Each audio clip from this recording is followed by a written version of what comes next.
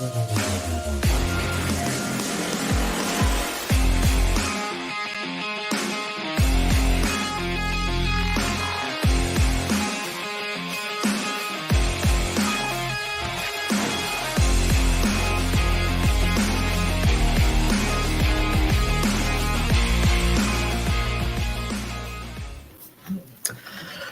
evening. Good evening. How's everyone doing today? Happy Monday. I've got your host here, Amar. I'm running solo today. Bernie Bango is going to be on vacation, enjoying himself. So we're going to try to have a pretty good, quick show here. Just going to be kind of focusing on the latest that's kind of happened in the Packer world. Hope everyone had a great weekend. I came back, got a little bit of a tan. I hit the Disney cruise with the family.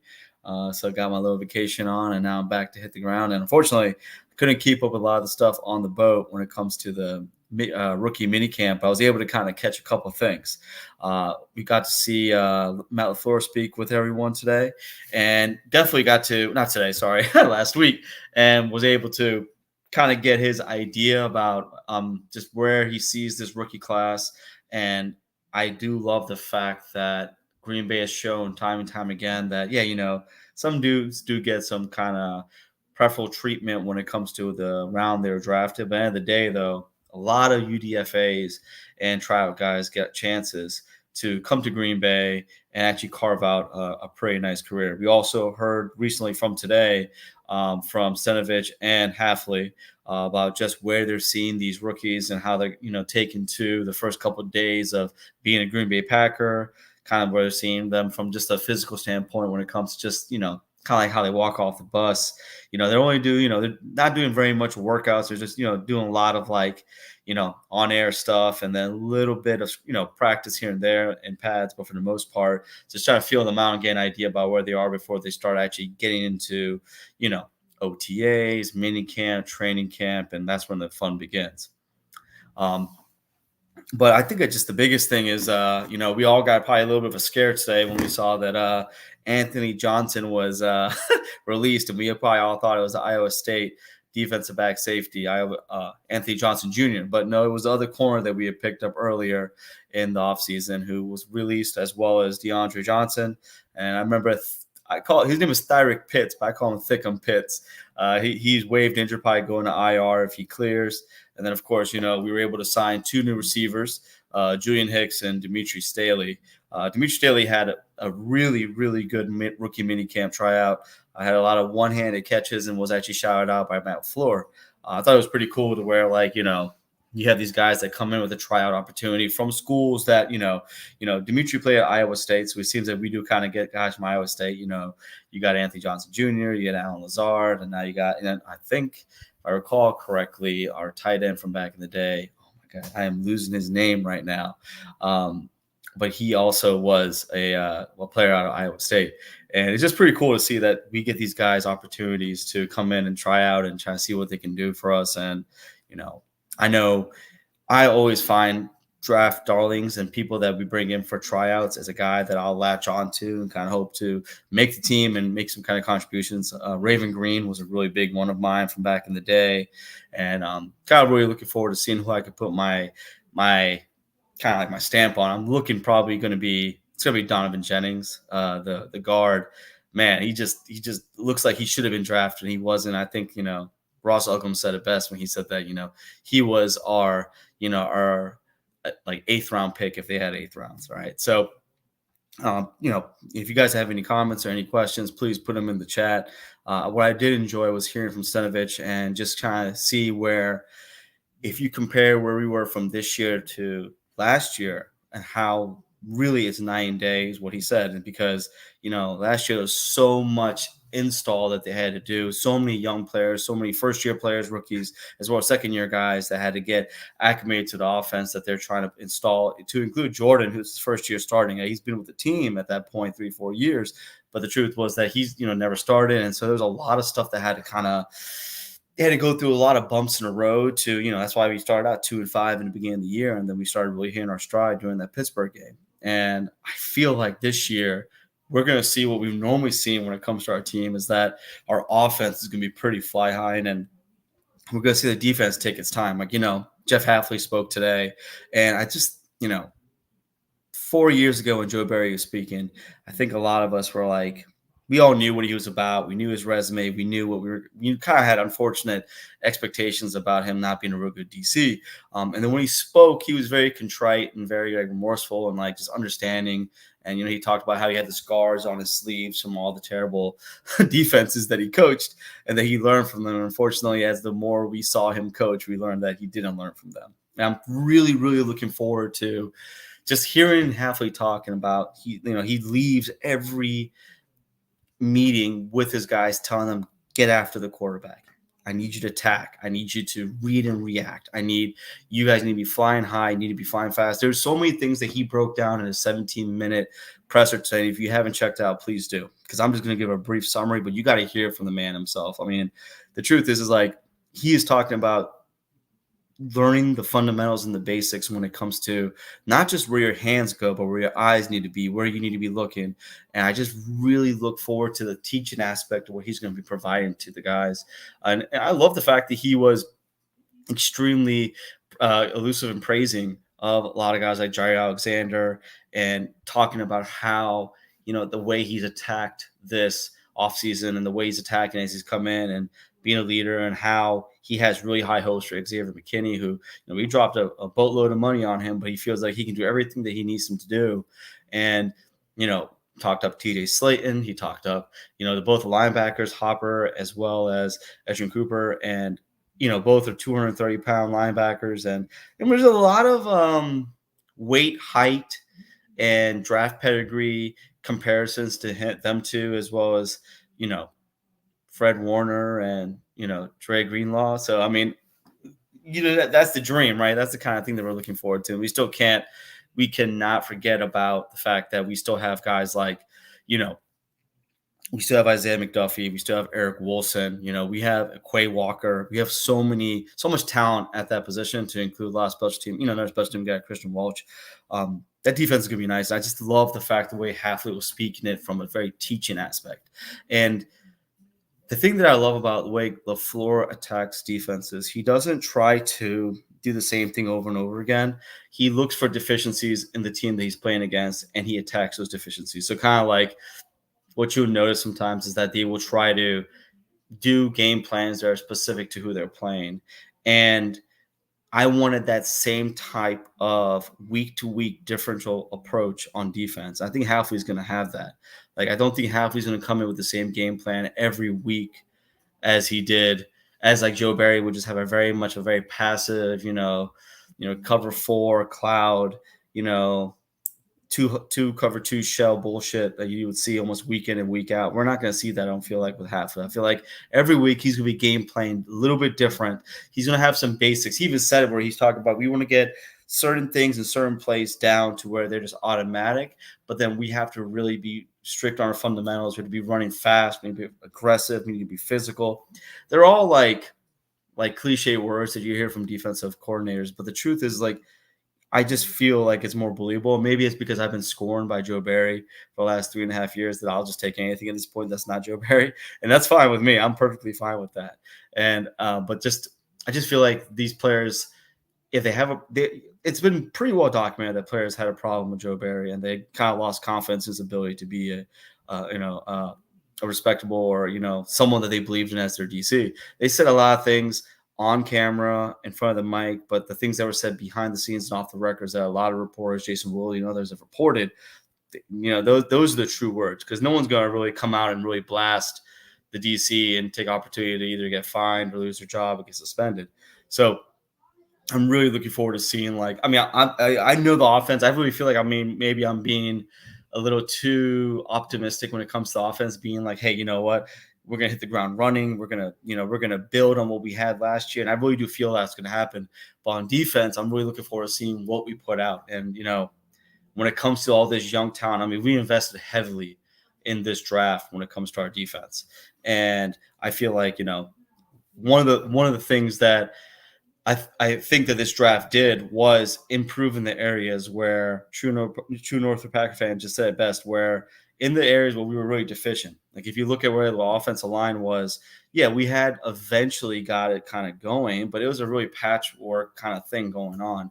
And we've now kind of taken the time to supplement that with a lot of draft capital to get, not only the best five, but proper depth because injuries are 100% in the NFL. I wish you could go in man and turn that shit off, but unfortunately you can't.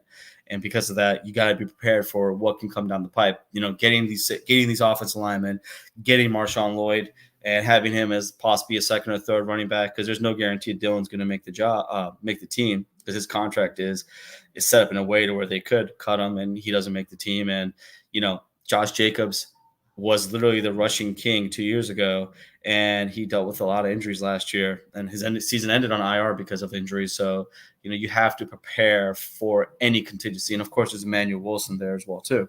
So, areas where last year where we really were like, banged up. I mean, if you think about it, we had injuries in the areas that we've pretty much drafted in, offensive line, linebacker, running back, safety, corner. We were banged up all over the damn field. And, Gutekunst did a really good job of not only getting guys in the free agency market, but also picking up a lot of draft capital, hoping to kind of plug those holes. You know how they always say best player available? I really feel like in this draft, they did a little bit of both best player available based off their draft board, as well as just talent, just getting depth and talent they know that they needed. And I'm really looking forward to just seeing this team kind of gel together and kind of go to the next step. And the funny thing that I kind of noticed today was that both Stenovich and Halfley spoke, right? But we didn't hear from Rich Bisaccia. I look forward to maybe he spoke and I just missed it. But it's kind of funny how we didn't hear from him. And, our special teams was probably one of the worst special teams last year. I think Gil just said here where, ranked 27 out of 28. I think it was even worse than that, to be honest with you. But the truth is like, Rich Bisaccia is the assistant head coach, and he's getting paid probably the most money out of anyone on the coaching staff. He needs to kind of come up and perform, and he needs to earn his contract because the truth of the matter is he talks a good game. I do actually like who he is as a person. And he was, he's been spoken very highly of when it comes from a head coaching perspective. But like, at the end of the day, like, dude, like we need to get the special teams back in check. And I think one of the areas they're going to do is they tried to fix it last year at long snapper by getting Matt Osrich. And, he was a pretty good long snapper for the Rams. They paid him a 3-year, $18 million deal, and he was terrible last year. He was one of the worst long snappers in the league.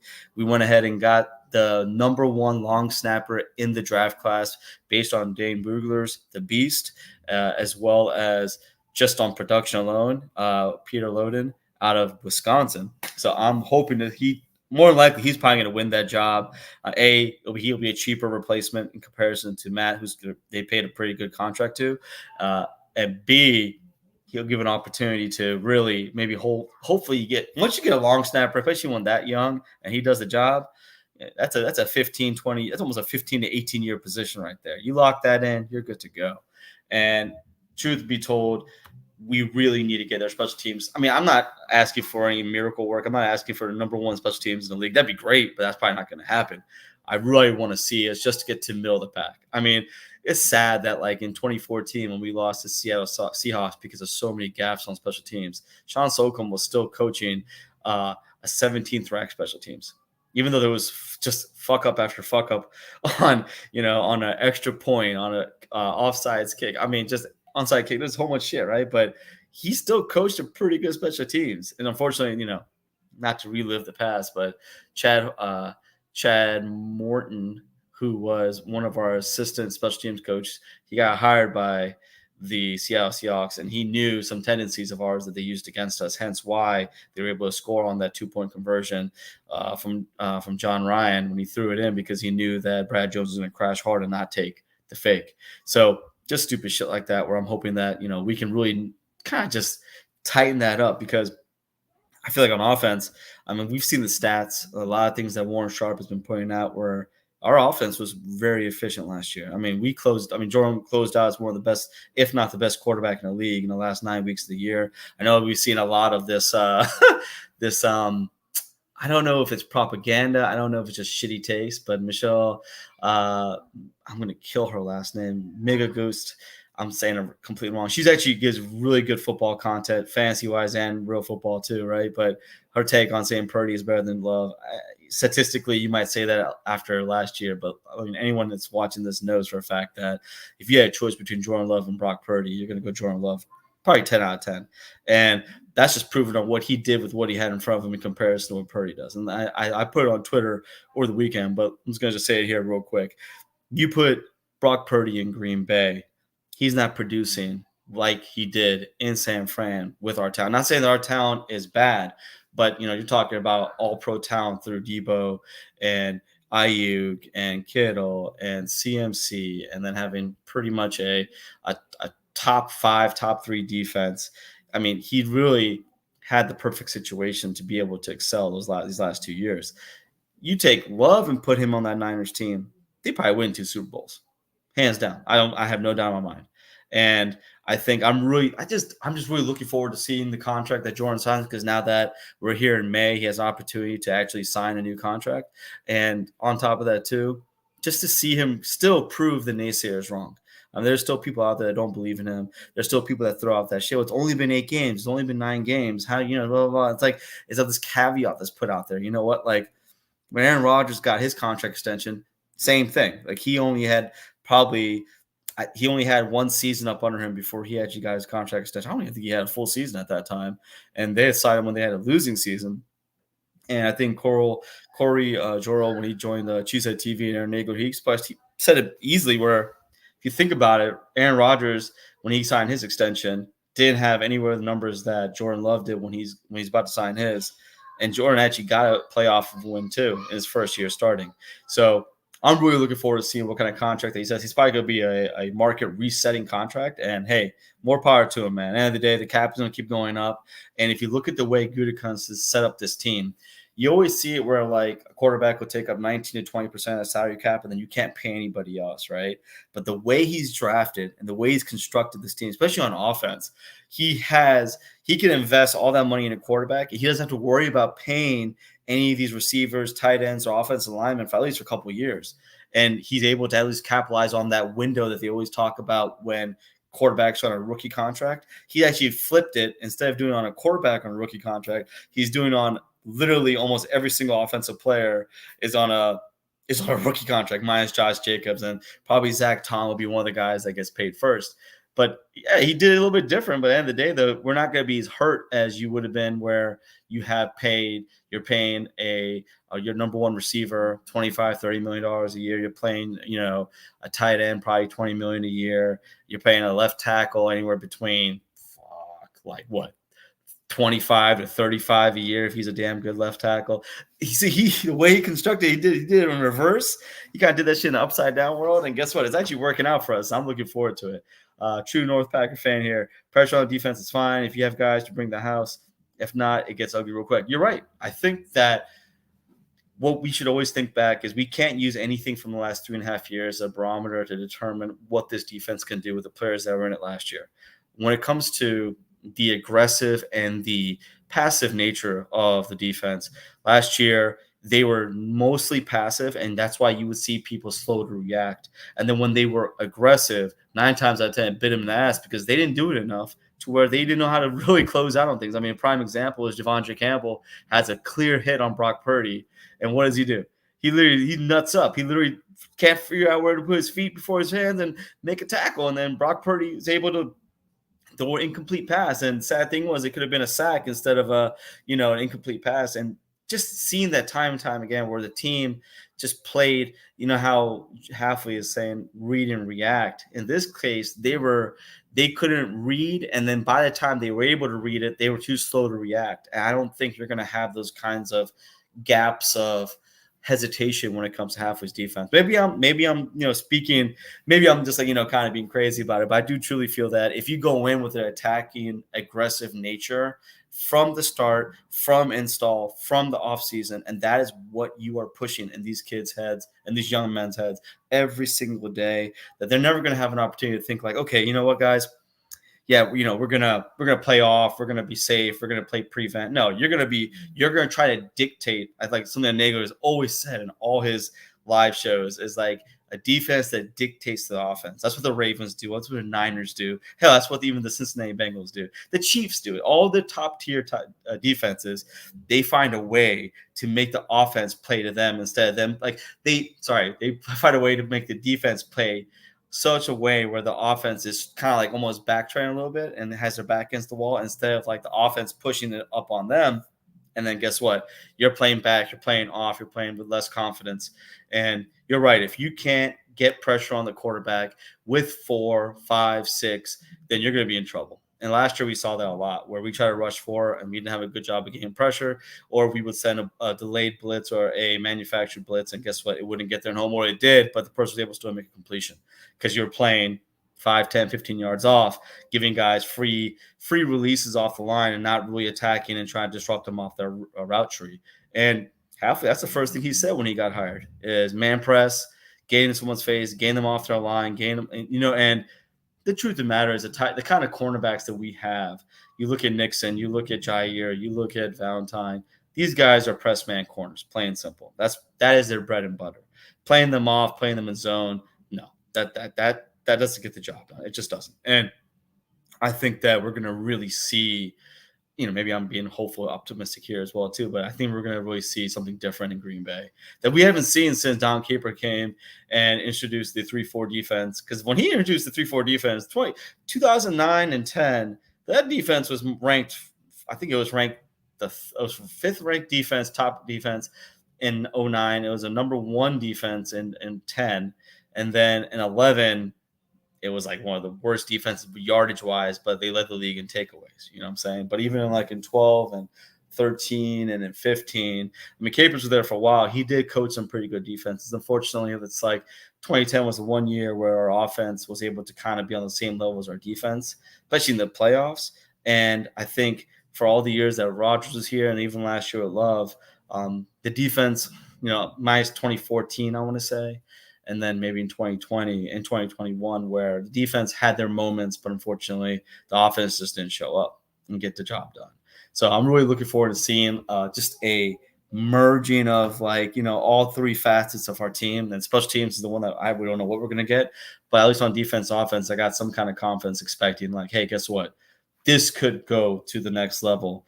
Because you're going to have Jordan Love another year in, having more experience with the receivers, having new talent there. The tight ends, having a new element and a running back who, for the most part, if he could stay healthy, could become a rushing leader again like he was in 2022.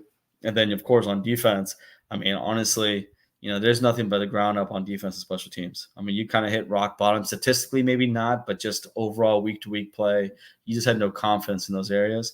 I'm hoping that Anders Carlson has some competition with the legs that we brought in and that I have, I just want to see a true competition, not this, Trevecchio kind of competition that they had for Mason Crosby that one year.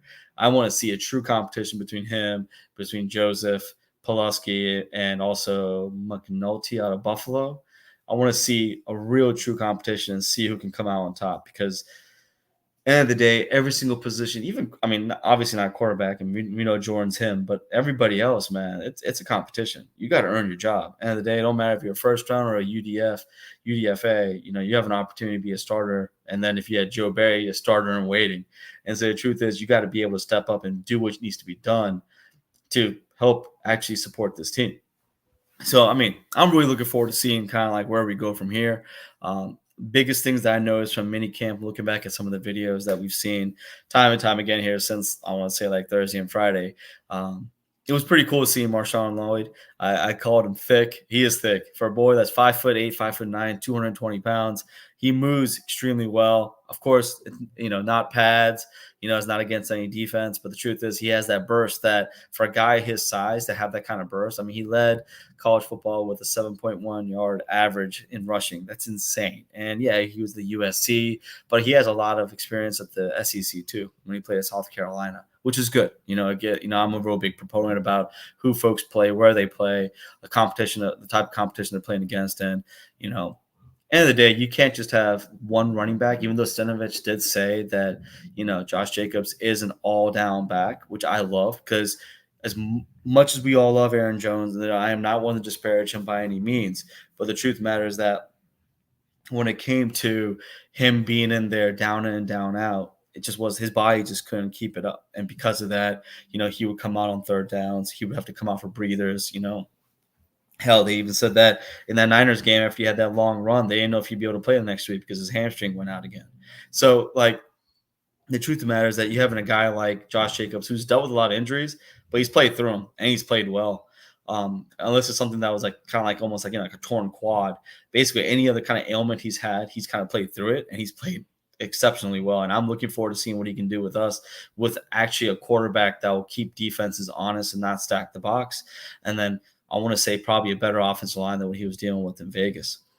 And with that being said, we have all this new talent. We have all this new stuff that's kind of coming in. And it's just a vibe that we're getting with this team that I don't think we've had in a while. Even they're talking about that strength and conditioning and how they're doing things completely different when it comes to the way they're approaching their practices, their stretching, and there's the way they're separating the players. I love it. Like, Aaron Hill came in and he's changing things up. And that's good because you just can't, if you're not getting better, you're getting worse. Complacency is the killer of all success. And I just made that shit up, so don't quote me on that. But the truth of the matter is that if you don't try to find a way to make yourself better every day, then you will get complacent, and then eventually, you will be out of a job, or you'll be worse in the league or whatever. And the thing is as much as I wanted the Packers to go to the Super Bowl and win last year, and I think they had a great chance to do that, the fact that they did lose in the divisional round to the Niners the way they did, I feel like that's going to light a fire under their ass. I think like they went home pissed off and they've been eating on that for the last 4 months, and now they have an opportunity to get that right, that wrong, and we're going to be doing that week 1 against the Philadelphia Eagles in Brazil against Cooper DeJean, who we could have had, and Quinton Mitchell, another cornerback that we were all looking at, and a lot of players that Howie Roseman picked up that are name brand players. But truth matters that we get to see like just how we stack up against Philadelphia did make the playoffs last year. They were one of the hottest teams last year until they kind of fell off with injuries to Jalen Hurts and other players. And we have an opportunity to see where we stand with the team, especially, Vic Fangio is the defense coordinator there. So if anything, we should be able to chop up that defense. And because we've been playing against a version of that for the last 3.5, 4 years. But the truth of the matter is that I'm really, really looking forward to seeing what we're going to be able to do on defense, and just maybe seeing how Jordan Love can really quell some of these naysayers and just show why he could be probably a top 5 quarterback in this league if he isn't already. And fortunately or unfortunately, however you want to look at it, he's going to get paid like one. And you're probably going to look anywhere between $50 to $55 million a year. I mean, there was a post that was kind of sent out talking about how he wants to reset the quarterback market. I think that's kind of crazy. But you know what? It's at the end of the day, you don't know what's going to happen to you from week in and week out. You got to get your money when you can, right? So, and the fact the way it's set up, it won't actually kill our cap because the fact that we have so many rookie contracts that we're paying that we should be good to go. We have a window. We have a good 2 to maybe 4 year window with the way that Gutekunst has set this team up, and I think that's great. I agree with you, Gil. You got to pay the man. I mean, Rounders, man, pay that man his money. And then one of the things is, sorry,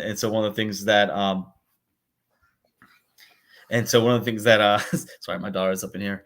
It's trying to get something, but I was gonna say, one of the things is like Rounders, pay that man that money. Like this is the time to do it because what is today's price will not be tomorrow's price, and you don't take care of this now, which I'm pretty sure they're going to. It's just going to get more expensive. That's just the truth of the matter. And he's earned that contract. And, the fact that he did what he did, the way he did it, and wow, like just end of the day, like to see him kind of take this team, put it on his back. Of course, a lot of things kind of did go his way. Aaron Jones came back too. Defense played just good enough. But he was making some throws that I don't think any of us were expecting, and it became commonplace to the point that when he threw that interception in that Niners game at the end of the game, I think all of us were just I think we were hurt more than anything else because we had seen him for so many weeks not make that kind of mistake. And what I loved about him was the fact of how much accountability he took after that. Didn't blame anybody else. He blamed himself. He knew he messed up. He knew he made a mortal sin. And he said he's going to work on that. He's going to work on his 2 minute, work on making better decisions. And I believe him. And I'm really looking forward to seeing just what he's learned from this last season and where he's improved and where not only from his play on the field, but his leadership and how that's going to impact. I mean, you got guys like Jordan Morgan, first round pick that we had this year, who was basically like in awe when he met Jordan Love for the first time. I mean, it was pretty crazy. I was kind of surprised about that. Like Jordan already has that kind of impact on these young guys coming in. And to the point where Jordan Morgan literally said, like, I know they got me at left tackle. I play left tackle my whole career. You know, I know I want to play anywhere on this line, but the truth of the matter is I want to protect Jordan's blind side. Like that is my goal. That is what I would have the honor of doing. I think that's pretty cool. I mean, you know, it's easier said than done. Obviously, the paycheck at a left tackle is a lot more than a left guard. But the truth of the matter is that, like, you know, he sounds like he takes a lot of pride in having the ability to do that, which I think is pretty damn cool. And you know, David, thanks for joining us, man. I appreciate that. Yeah, yeah. I think all of us are on the same boat, man. I think we're all looking forward to seeing what kind of defense that, you know, if he's talking a good game, but you know, even just seeing some of the drills that we're watching the linebackers do, and just the way how much involvement I was seeing from Hafley when he was talking to Javon Bullard and Evan Williams as they were doing their backpedal and attacking, you know, and trying to drive on the ball. I mean, just I feel like the attention to detail is going to be so much better than it was these last few years. And like I said, I really feel like we're getting we're getting basically our own version of Matt LaFleur on defense, and that type of detail that wasn't really given, or maybe I don't feel like it was given, because just based on the way some of these play calls were made throughout the last 3.5 years, is that we're going to see a more of a systematical approach about, you know, week in and week out, how can we defeat this team that's in front of us, instead of just trying to go out there and push out the same shit week in and week out, and, you know, definition of insanity, you know, do the same thing over and over again and expect a different result. I mean, I really don't feel like that's going to be the case here. And man, I just can't wait, man. I just want to see who comes out on top, who's going to be on our starting lineup when it comes to defense, because I feel like mine's Kenny Clark, Jair, probably Nixon. I mean, honestly, if you look at it, like, we really do have opportunity of competition across the board. I mean, they're expecting really big things from Devontae Wyatt, which, you know, former first rounder, Georgia kid, a lot of talent. And, you know, honestly, he was not too far away from like a 10, 11 sack season last year.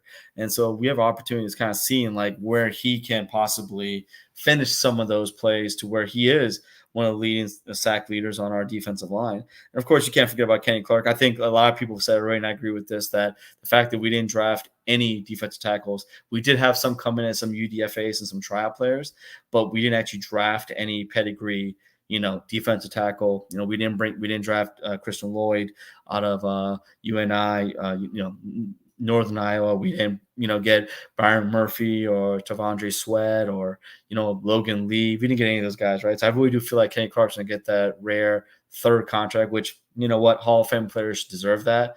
Devontae should have got one here, but that's a whole nother situation. And just real quick, if you haven't already, please go check out the interview between Max Crosby and Devontae Adams. It is a fun hour and 20 minutes, and you'll leave it loving Devontae. He makes some comments that at first I kind of was like taken back, but then when I heard him explain it, made a lot of sense when it comes to like the competitive nature of certain things. But the truth of the matter is, like, just the way he explains stuff, the way they joke about things, it was just really cool seeing that side of him. And it was, you know, not the a professional guy, but a guy that's laid loose, relaxed. And, you know, they start off the podcast talking about Jordan and just like, you know, in a sense where he was wrong to have the impressions that he did about him, and that he knew it was there, but he hadn't seen it. And then now that he sees it, he must have said that he doesn't regret his decision 17 times. And yes, I use 17 purposely because he's number 17. But the truth is, like, you say that shit so many times, man, trust me, you kind of regretting that you went to Raiders. You ain't gotta lie, Craig. You ain't gotta lie. But the truth is, you know what? He's happy. He's there. That's fine. You know what? We good. We got our studs, and, you know, Christian Watson, Romeo Dobbs, I mean, Jaden Reed. And then we got these two other rookies that we brought in, you know, literally Hicks and Staley. And Staley he's a legacy guy, and his dad played for the Packers. And so the truth is like, we just keep finding a way to get receivers. And for the life of us, we don't ever need a first round receiver, and that's fine. Like at the end of the day, I think someone put out a chart about how many first round receivers don't make it. And just, there, I mean, obviously there's the top tier guys that do, like Justin Jefferson, Jamar Chase, but I mean, there's a lot more than that too. But the truth of the matter is that, like, you don't have to have a number one first round wide receiver to be successful in this league. I mean, we won a Super Bowl without one, right? So, and the truth of the matter is, you've seen that time and time again with a lot of teams. And I can't wait just to see, like, the development of all these players as they have another year up under their belt. They have a full off season. They have an ability to work on their craft, and seeing all these new additions on offense and defense when it comes to the coaching staff, and seeing where we're going to see improvements. Like on defense, obviously, Anthony Capinelli has been getting a lot of hype, and there's a lot of other players like Ryan Grant that played with him in Washington who spoke really highly of him. Almost everyone, Jeff Havley spoke highly of him too. He was doing everything he could to get him in Green Bay. I respect that. And Derek Ainsley, former defensive back in Alabama, you can't be a defensive back coach at Alabama where Nick Saban, that's like his bread and butter, and be there for multiple years unless you know what you're doing. And the fact that we got him, and he's also getting hyped up by Halfley about the way he's teaching and approaching these young men and kind of showing them the ropes. I feel like just the teaching aspect of everything when it comes to what the Packers are going to do is really going to be a difference in what we're going to see from week in and week out when it comes to our team. All right. Hey, man. Hey, Steven. Yeah, man, all is well, man. Go Pack, go, bro. So, look, you know what? I'm going to call it here. I just want to get on here real quick and just, share my thoughts and kind of like just tell you that, the hopes are high right now. And I'm really the cool thing is that we've been waiting for 4 months for the draft. And now here we are in basically right before the dead period, right? Months, May and June, you have the OTAs, you have the mini camp, and then they go away for about like 6 weeks, and then boom, training camp is here. You know what I'm saying? And I think, when it comes to just everything that we're seeing on the field and off the field, this team is just built differently. And one more thing I want to talk about is that, people have been commenting on Javon Bullard's size, saying that he's not really big at 5'10", 188, 190. I would recommend anyone that says that to go and see a picture of him. Just any picture the Packers post on Twitter, and you will be corrected pretty quickly. He's a thick dude. I tell you, the guys that they drafted this year, everybody got a little weight on them. They passed that walking off the bus test. I think they started that last year, Lucas Van Ness, because that guy's a freaking monster. He looks like the Terminator from like the 70s. It's ridiculous.